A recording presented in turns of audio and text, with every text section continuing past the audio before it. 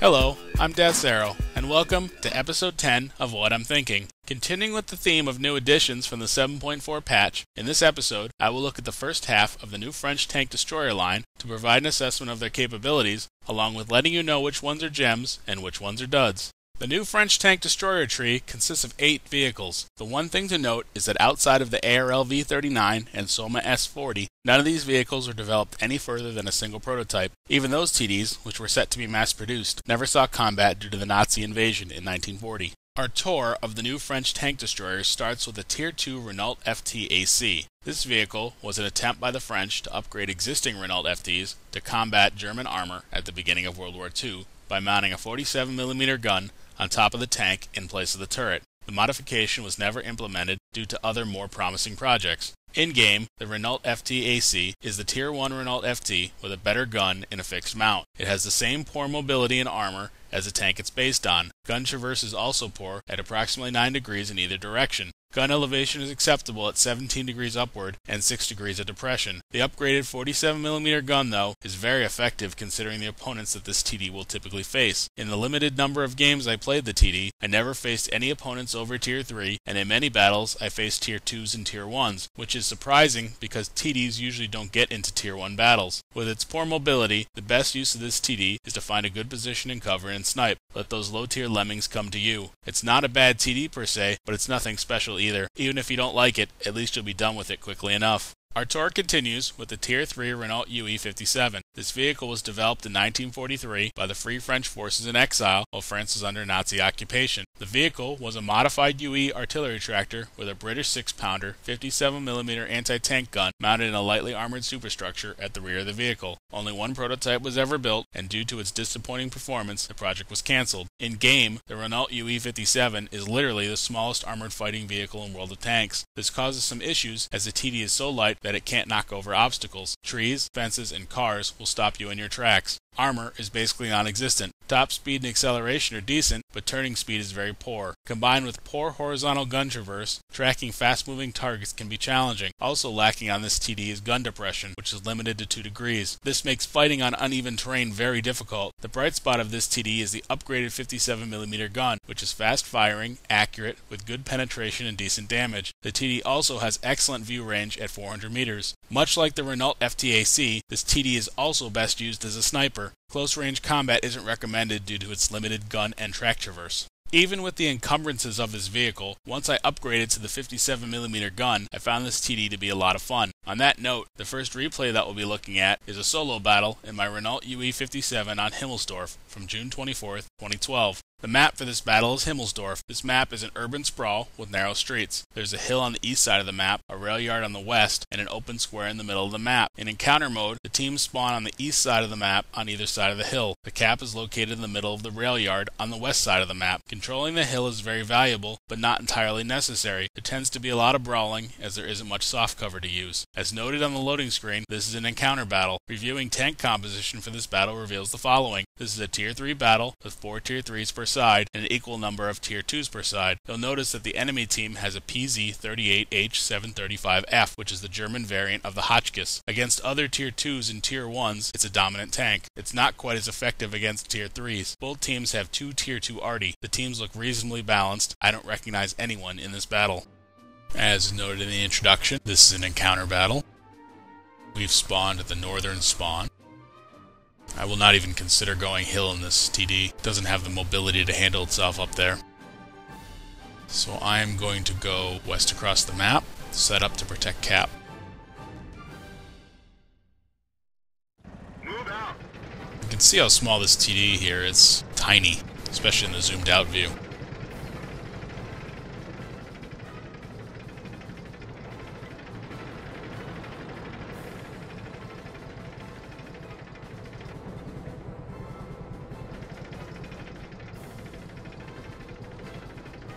Moving across the standard battle spawn spot.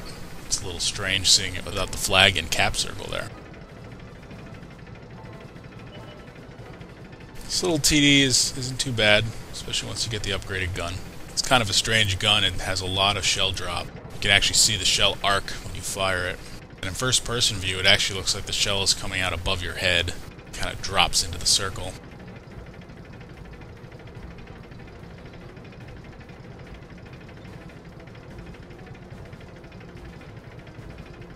speeding past the back of the train yard.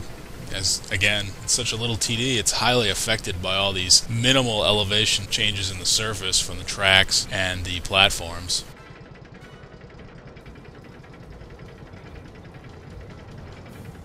Pushing down towards cap.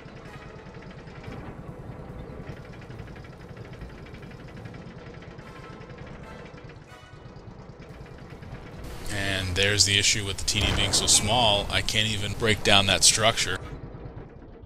I'm actually trying to shoot it, I missed. So, I go around it. Set up shop here to see if I can get some shots on the enemy that try to go for the cap. Playing it carefully here. This TD doesn't have good gun traverse, doesn't have good track traverse. Very easy to get circled. Pushing up here, since there's not too much going on.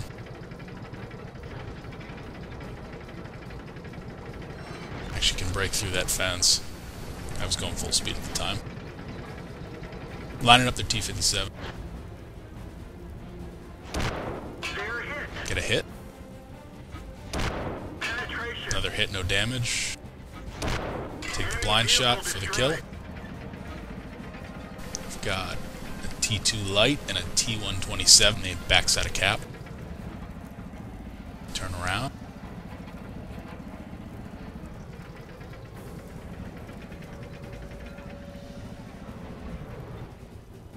Renault UE 57 on cap. Hit the T127 onto the train cars.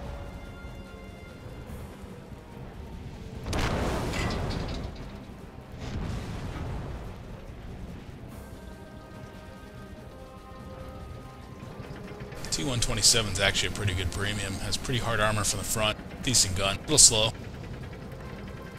Now I'm going to try to flank around. Pushing down the 3 column. My team is losing by 3 tanks right now.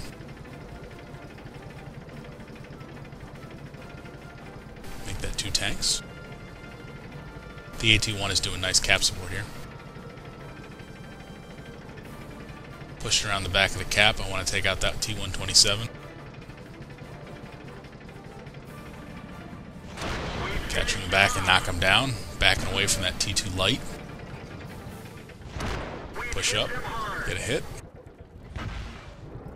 Backing up, pushing forward, trying to use the wreck, and there we go. I take down the T2 light. Turning around here. We are still down 2 tanks. I've got a Renault BS and an AT1 helping me with the cap defense. They're the only tanks remaining now. It's basically a waiting game. We're going to let the enemy come to us.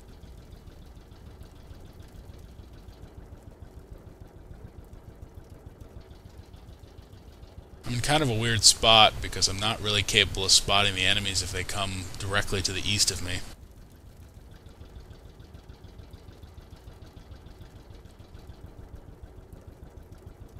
I'm also trying to stay out of arty. I'm not sure if a BS can one-shot this tank, but I don't want to risk it. PZ2 spotted on the opposite side of the cap. AT1 moves into the cap. There's Panzerjäger 1. Hit it. Hit him again, knock him down. Backing up, just playing it safe here.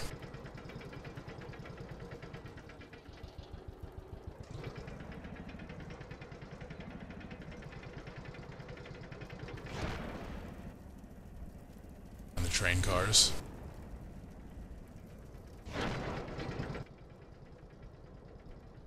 Trying to keep an eye on that M2 light. Spinning around here to go after the Panzer II. Line up the Panzer II. Knock him down to 5 hit points. And knock him down for the kill. M2 light's trying to flank around now.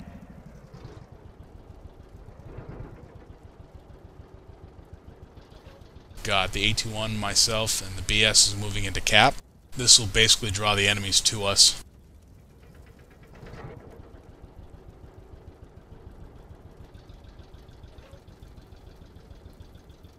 They have the BS, the M2 Lite, and a BT2 left. BT2's pretty quick, he could make it back any time now. BS is pretty slow.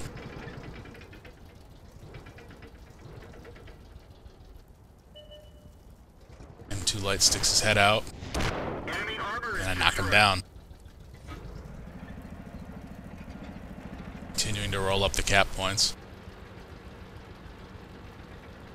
He's got about 10 seconds to try to stop our cap. BT2 pops up. Spin to line him up.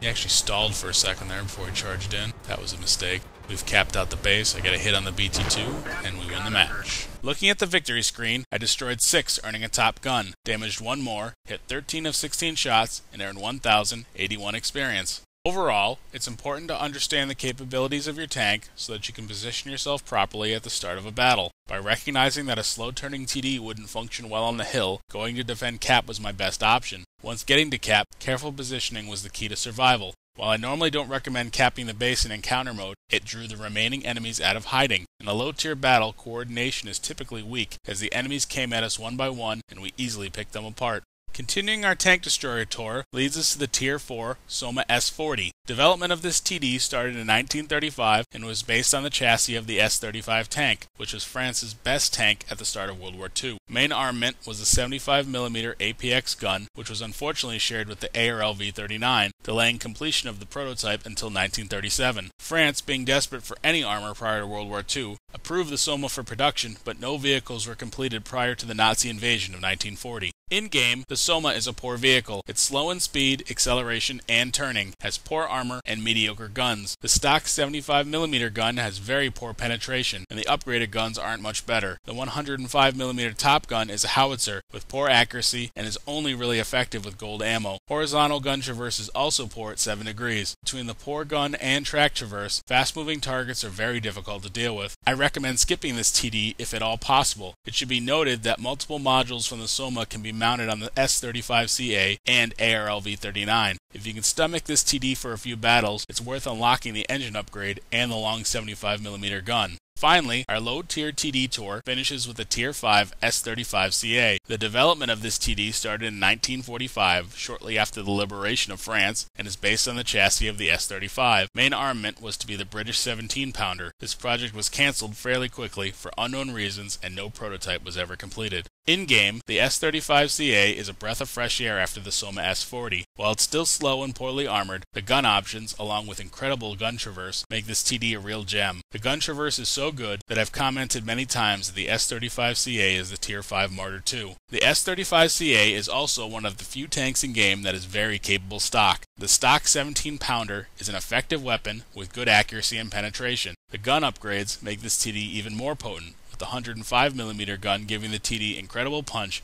even against Tier 6 and 7 opponents. It does have long aim time though, so mounting an enhanced gun laying drive is highly recommended. This TD plays essentially like the Martyr II. Hang back, find good cover, and snipe away, then reposition as necessary. I enjoy this TD so much that I'm planning to keep it in my garage. On that note, the second replay that we'll be looking at is a solo battle in my S-35CA on Wide Park from July 14th, 2012. The map for this battle is Wide Park. This map is a semi-urban map with an industrial complex on the southern side of the map. The map is split down the middle by an elevated railway line. The bases are located on the north and south ends of the map. Typically, strong flank pushes win the day here. The southern base seems easier to defend due to all the buildings in the adjacent area.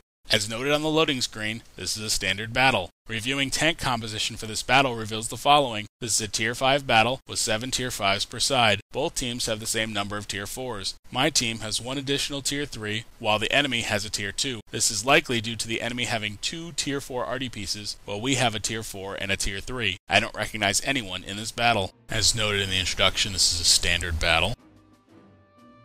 An oddity in this replay, and it's a issue with the game engine. There's no countdown to the start of the battle, which is not normal. Let's get this show on the road. In a TD on this map, I will typically go to the east, start out near the rail yard, and then make adjustments as necessary. It's very difficult to fight on the western flank. There isn't much cover.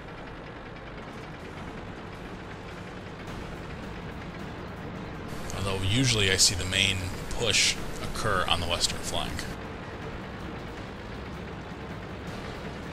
This S-35CA is a little bit slow, but as I noted in the tank introduction, it's got excellent horizontal gun traverse, as well as good depression and elevation.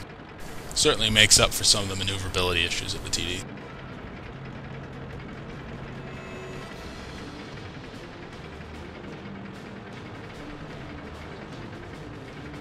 Right up to the corner, there's a couple bushes here that I'll take up and start defending. The enemy's got a pretty serious push lined up here on the western flank, lining up this BT-7. We finished him off. Knock him down. Aim time is very long with this gun. The stock 17-pounder has a much faster aim time. Doesn't do as much damage though. Take a shot at the 820 and miss. Another check of the minimap here. Very lightly defended western flank, which is going to be a big problem.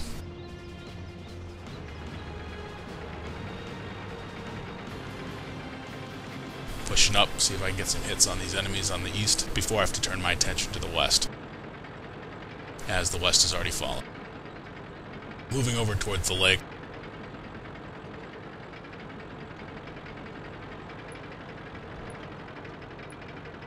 The team is pushing hard on the eastern flank. Still want to defend base though, because it's not a slam dunk with those guys pouring in. That base is very easy to defend.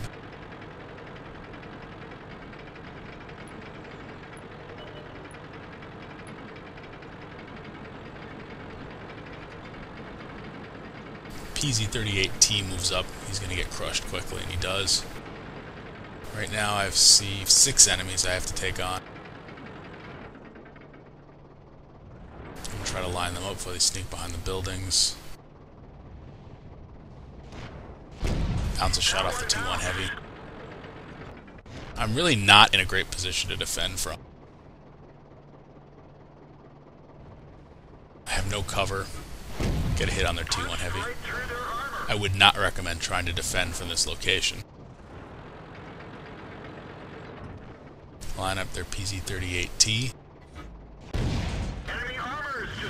Knock him down. T1 Heavy hits me for minor damage. Going after their wounded Panzer IV. Enemy armor is destroyed. Knock him down. Churchill's going after our artillery along with a T-46 and an AMX-38. I'm going to line up the T-46, knock him down. They killed our driver. Churchill hits me, knocks out my driver. I'll line him up now. Looks like that one went right through. Take out half his health. It's a nice hit there. Heal my driver. Churchill's going back behind cover. Getting lucky here. Looking at the minimap, they are capping out their base, but they have defenders coming back.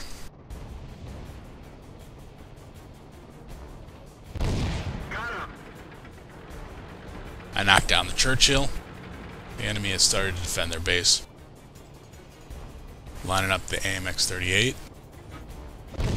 Enemy is hit. Hit him, no damage.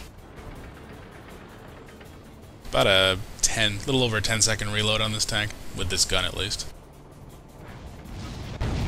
They're knocked out. Knocked down the AMX-38. Just got the T1 Heavy left. Bounce a shot off the mantlet. That does happen from time to time. He might be auto-aiming.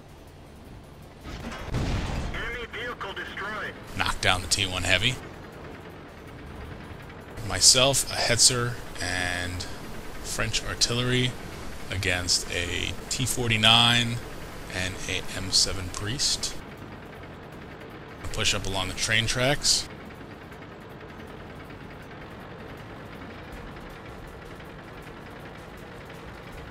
As I mentioned, I got pretty lucky with that defense. I was not in a great position to defend from. The enemy basically allowed me to pick them apart. Not going to take on the Priest. This tank is particularly vulnerable to HE, being open top and all. use that great horizontal gun traverse here to bend my gun basically around the corner.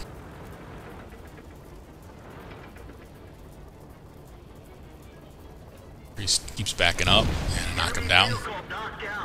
Comes the T-49. He's one-shottable. As I try to push up and over the train tracks, the Lorraine 39 Lam knocks him down for the win. Looking at the victory screen, I destroyed 8 tanks, hit 12 of 13 shots, and earned 1,471 experience. I also earned Top Gun and a Sniper Medal.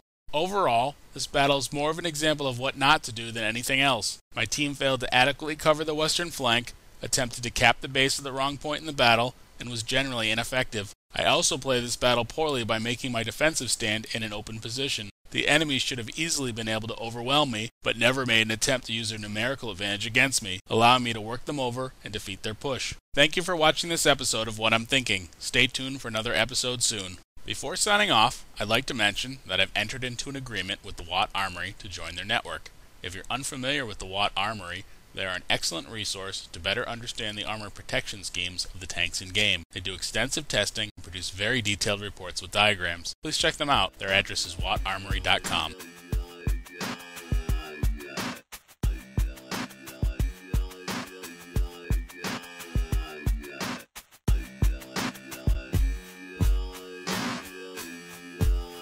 Ha ha ha.